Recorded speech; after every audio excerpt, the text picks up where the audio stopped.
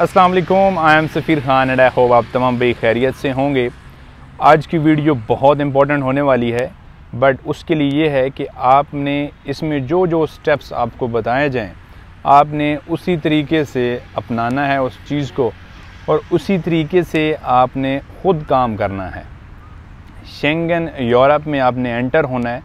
Poland पे आज मैं बात करूँगा। पोलैंड ने जो कि वीज़ा इंट्रोड्यूस कराया है, न्यू वीज़ा, उसका नाम है डी वीज़ा।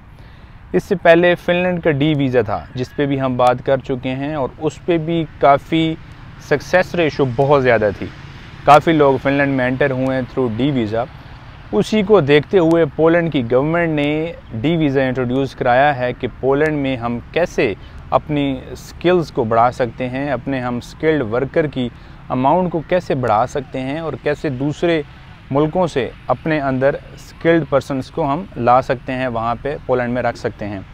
तो इसका तरीका है, और इसका अप्लाई करने का तरीका कोई ज़्यादा मुश्किल बात नहीं है। यानी आप लोग वीज़ा की कोई भी टाइप हो, आपने उनको प्रॉपरली समझना है। बिकॉज़ टाइप अगर आपकी गलत होगी, आप कोई भी एप्लीकेशन फॉर्म फिल आउट कर रहे होंगे कोई भी वीज़ा के लिए, उसमें अगर आपने टाइप और लिख दी, आपने फिर कोई आपके कवर लेटर में टाइप और लिख दी वीज़ा की, या आपने किसी और चीज़ के डॉक्यूमेंट्स प्रिपेयर किए और जो टाइप वीज़ा की है वो आप गलत लिखते हैं। इसलिए मैं बार बार आपको ये बता रहा हूँ, बिकॉज़ इसमें अब टाइप्स को आपने समझना है, सबसे जो इम्पोर्टेंट बात है। इसके बाद मैं आपको बताऊँगा कि कौन कौन सी जॉब्स वहाँ पे डिमांड में है इस टाइम पे पोलैंड में, कौन से बंदे उनको चाहिए, और सैलरीज़ कितनी हैं। सैलरीज़ भी काफ़ी अच्छी इसमें इंट्रोड्यूस कराई गई हैं डी वीज़ा के थ्रू, जो रिक्रूटमेंट एजेंसीज़ आई हैं। और इसके अलावा आपने रिक्रूटमेंट एजेंसी से ख़ुद कैसे बातचीत करनी है। यानी एक तो बात है कि हम प्रोसेस करते हैं आपका, और हम फिर रिक्रूटमेंट एजेंसीज़ के साथ रब्ता करते हैं आपके एंड से, आपकी तरफ से। लेकिन अगर वही काम आप हमारे थ्रू या कोई भी कंसल्टेंट्स के पास ना जाएं और ख़ुद रिक्रूटमेंट एजेंसीज़ के साथ अगर रब्ते में रहें, तो वो उससे कोई बेहतर बात और हो नहीं सकती। मैं समझता हूँ कि बहुत अच्छी बात है कि आप डायरेक्ट हो जाएं उनके साथ, यानी रिक्रूटमेंट एजेंसीज़ के साथ डायरेक्ट हो जाएंगे तो आपका काम उससे भी डायरेक्टली हो सकता है। वो आपको बताऊंगा इसमें। अच्छा, सबसे पहली बात वीज़ा टाइप से हम देखते हैं। फ़ॉरेन नेशनल्स और फ़ॉरेन की जो इनकी वेबसाइट है पोलैंड की, वो आप देख सकते हैं स्क्रीन पे। उसमें वीज़ा टाइप्स आ रहे हैं, आपने ये ख़ुद भी पढ़ना है इन तमाम टाइप्स को। इसमें हम डी टाइप वीज़ा देखेंगे कि डी वीज़ा क्या चीज़ है पोलैंड का। बेसिकली डी वीज़ा आपको 1 साल के लिए मिलता है पोलैंड का। आप पोलैंड में रह सकते हैं वहाँ पे, और अपनी कोई भी आपकी वहाँ पे जॉब होती है, किसी भी फील्ड की आप जॉब करते हैं, उसी डी वीज़ा को आप वर्क वीज़ा में कन्वर्ट कर सकते हैं। इसके साथ साथ जो और बड़ा बेनिफिट्स हैं वो ये हैं कि आप 90 डेज़ के लिए, यानी आप 90 दिन के लिए किसी दूसरे कंट्री में रह सकते हैं। शेंगन के जो भी 27 कंट्रीज़ हैं वहाँ पे मूव कर सकते हैं। जर्मनी हो गया, फ़िनलैंड होगा, लिथुआनिया हो गया, फ्रांस हो गया, इस तरीके से और जितने भी कंट्रीज़ हैं वहाँ पे आप 90 डेज़ के लिए रह सकते हैं। वहाँ पे अपनी जॉब सर्च आउट कर सकते हैं। अगर आप वहाँ पे जॉब सर्च आउट कर लेते हैं, आपको जॉब मिल जाती है, आप वहाँ पे काम कर सकते हैं। बहुत बड़ा बेनिफिट है इस डी वीज़ा का कि आपको कोई लिमिटेशन इसमें नहीं है, किसी एक पोलैंड की कंट्री की लिमिटेशंस नहीं हैं, बल्कि आप दूसरे कंट्रीज़ में मूव आउट कर सकते हो। अब ये 1 साल का वीज़ा होगा। अब आपने अप्लाई कैसे करना है इस बात पे आते हैं। अप्लाई करने के लिए आपने सबसे पहले डॉक्यूमेंट्स को समझना है, और आपने वीज़ा रिफ्यूज़ल से बचना है। यानी एम्बेसी में वीज़ा रिफ्यूज़ल क्यों हो रहा है पोलैंड का, उसकी भी आपको मैं वजह बताऊंगा। आपने इसमें सबसे पहले वीज़ा एप्लीकेशन फॉर्म होता है, वो आपने फ़िल आउट करना है। उसमें आपने अपनी डिटेल्स लिखनी है, वीज़ा टाइप आपने सही लिखनी है उसमें। उसके बाद आपका कवर लेटर होता है। आप कवर लेटर में आपने लिखना है कि आप क्यों जा रहे हैं पोलैंड में, आपका क्या काम है, आप क्या काम करते हैं, आपका यहाँ पे कोई बिज़नेस है वो बताएंगे, आपका यहाँ पे कोई जॉब है वो आप बताएंगे, आप में जो स्किल्स हैं वो आप बताएंगे, इसमें क्या क्या आप में कैपेबिलिटीज़ हैं वो आपने तमाम कवर लेटर में लिखनी होती हैं। इसके बाद आपने फ़ोटोग्राफ अटैच करने होते हैं। ज़ाहिर सी बात है आपका पासपोर्ट होना चाहिए, वैलिड होना चाहिए, कोई एक्सपायर्ड पासपोर्ट ना हो। उसके बाद इंश्योरेंस होती है, इंश्योरेंस करानी है, होटल बुकिंग करानी है आपने। इस सारे प्रोसेस में आपको मैं ख़र्चा भी बताऊंगा। जो इसकी वीज़ा फ़ीस है, जनरली वीज़ा फ़ीस इसकी 80 यूरोज़ है। यानी 80 यूरोज़ का हम अगर इसमें कैलकुलेशन करें तो तकरीबन ये बनता है 25-30 हज़ार रुपये पाकिस्तानी। अगर हम बात करते हैं यूरोज़ में और पाकिस्तान को पाकिस्तानी रुपीज़ में कन्वर्ट करते हैं तो इतना एक बनता है 25-30 हज़ार रुपये। इसके अलावा आपकी इंश्योरेंस होती है जो कि 30,000 यूरोज़ कवर करती है। यानी आपको इंश्योरेंस इसलिए ज़रूरत होती है कि आप वहाँ पे रह रहे हैं, तो आपको कोई भी अल्लाह ना करे मेडिकली आपके कोई साथ आपके साथ हादसा हो सकता है, तो आपकी इंश्योरेंस होती है, वहाँ पे आपका फिर इलाज वगैरह हो जाता है। उसके अलावा आपकी ये तकरीबन इसमें जो इंश्योरेंस होती है वो तकरीबन 15,000 रुपये पाकिस्तानी लगता है। ये तमाम होटल बुकिंग वगैरह मिला के आपका जो टोटल ख़र्चा है, बिकॉज़ काफ़ी लोग कंसर्न होते हैं टोटल ख़र्चे के हवाले से ख़र्चा कितना आएगा, इसमें तकरीबन 150 यूरोज़ तक आपका ख़र्चा आता है। 150 यूरोज़ कितना बनता है आप ख़ुद कैलकुलेट अच्छी कर सकते हैं। मैं आपको जो बताऊँगा वो रफली बताऊँगा, यानी कि मैं एग्जैक्ट फिगर आपको नहीं बता सकता, करेंसी चेंज होती रहती है। जो 150 यूरोज़ का रफली हम जहाँ पे अंदाज़ा लगाते हैं, तकरीबन पाकिस्तानी रुपीज़ में अगर हम बात करते हैं तो ये 60,000, 70,000, 80,000 इसके अराउंड में ये बनता है। मैं समझता हूँ कोई ज़्यादा इसमें कोई और ज़्यादा बड़ी बात नहीं है। अगर आप इसी उस पे शेंगन में एंटर हो जाते हैं, वहाँ पे काम मिल जाता है आपको, वहाँ पे मूवमेंट कर सकते हैं। आपको 1 लाख तक 1,10,000 भी अगर पाकिस्तानी रुपीज़ बनते हैं तो कोई इसमें बड़ी बात नहीं है, बिकॉज़ ये कोई इतनी आजकल के हिसाब के में इतनी बड़ी अमाउंट नहीं है। आप शेंगन में जा सकते हैं, वहाँ पे इससे ज़्यादा आप कमा सकते हैं, ठीक है।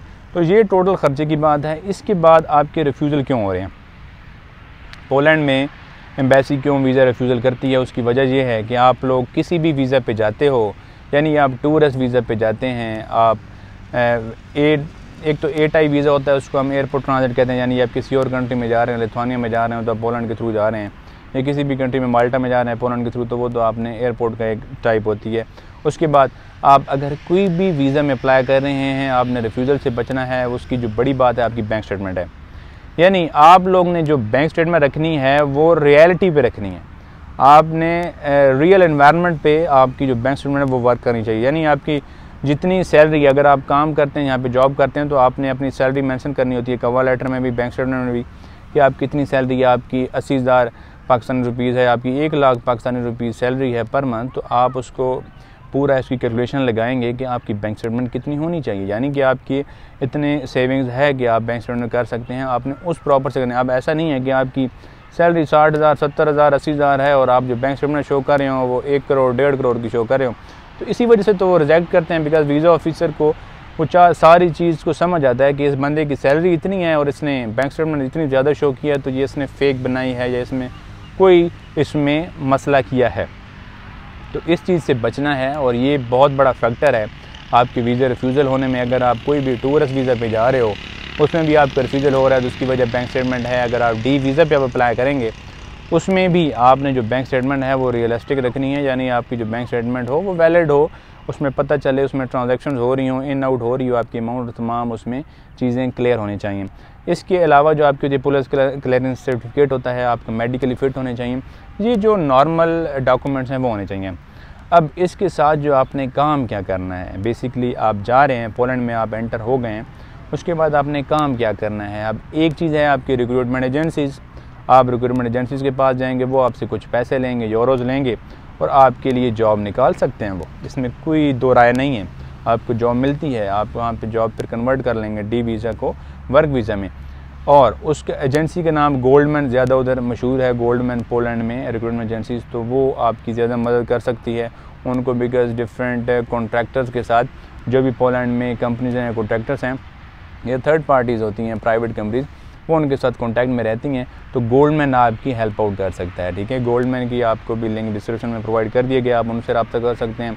इसके अलावा अगर आप समझते हैं कि आपके कोई ख़र्चा ना हो वहाँ पे और आप ईज़िली अपनी जॉब खुद फाइंड आउट कर लें किसी को पैसे दिए बगैर, तो आप फिर सर्च आउट करेंगे। आपके पास यूरो फॉर्मेट में CV होना चाहिए, आपके डॉक्यूमेंट्स प्रिपेयर्ड होने चाहिए और आपके पास तमाम चीज़ें क्लियर हों, आपका एक्सपीरियंस हो, आपकी स्किल्स हों, जो आपने काम किया है, आपके पास पोर्टफोलियो बना हो, आपने जहाँ पे काम किया है, जो आपके पास लाइसेंस हैं, आपके ड्राइवर्स हैं, जो अब इन डिमांड में ज़्यादा जॉब्स हैं वो क्या हैं। ट्रक ड्राइविंग जो है वो इन डिमांड जॉब है, उसके लिए आपका लाइसेंस होना चाहिए, आपका पाकिस्तान का, इंडिया का, या फिर आप गल्फ़ में काम करते हैं तो आपका गल्फ़ का सर्टिफिकेट हो, आपका दुबई का लाइसेंस होना चाहिए, आपको ईज़िली जॉब मिल जाती है। इसके अलावा आपकी कोई और फील्ड जो कि IT है, IT में ज़्यादा जॉब्स हैं पोलैंड में, हेल्थ केयर में ज़्यादा जॉब्स हैं, आप मेडिकल से ताल्लुक़ रखते हैं, आपकी बहुत डिमांड है, डॉक्टर्स हैं ज़्यादा डिमांड है, अगर आप IT में हैं IT में ज़्यादा डिमांड है, तो ये चीज़ें हैं इनके लिए। लेकिन आपकी कुछ थोड़ी बहुत तैयारी इसमें आपको उसी तरीके से करनी पड़ती है, इसमें कोई आपकी गलती की गुंजाइश नहीं होती। आपने जो भी एप्लीकेशन फॉर्म वगैरह फिल करना है उसमें कोई गलती की गुंजाइश नहीं करनी। यूआरओ फॉर्मेट CV होगा। आप ख़ुद कंपनी में जाके वहाँ पे देख सकते हैं, मॉल्स में दे सकते हैं, हॉस्पिटल्स में दे सकते हैं, ऑर्गेनाइजेशन में दे सकते हैं, सॉफ्टवेयर हाउसेस में अपनी CVs ड्रॉप आउट कर सकते हैं। बट उनके लिए भी आपको यूआरओ फॉर्मेट में अच्छी CV बना होना चाहिए। टोटल ख़र्चा ये है, आपको टोटल ख़र्चा बता दिया गया है। आपको रिक्रूटमेंट एजेंसी बता दी गई है जो आपकी हेल्प आउट करेगी पोलैंड में जाके। आपको D वीज़ा की मालूमात दे दी गई हैं कि D वीज़ा में आप अप्लाई कैसे करेंगे, गलती आपने नहीं करनी। फ़ीस बता दी गई है, ये सारा प्रोसेस है। आप इसमें ख़ुद भी कर सकते हैं, आप हमसे भी ये प्रोसेसिंग करा सकते हैं। कोई भी आपको इसमें हेल्प आउट चाहिए हो, कोई भी आपको इसमें कोई क्वेरीज़ हों, कोई भी कन्फ्यूजन हो, आप हमसे रब्ता कर सकते हैं। आपने कोई भी आपकी कन्फ्यूजन आ रही हो, आप कमेंट सेक्शन में मेंशन करके पूछ सकते हैं। मैं समझता हूँ आपको इससे बहुत फ़ायदा होने वाला है। और इंशाल्लाह नेक्स्ट वीडियो में मिलते हैं। अपना ख्याल रखिएगा। अल्लाह हाफ़िज़।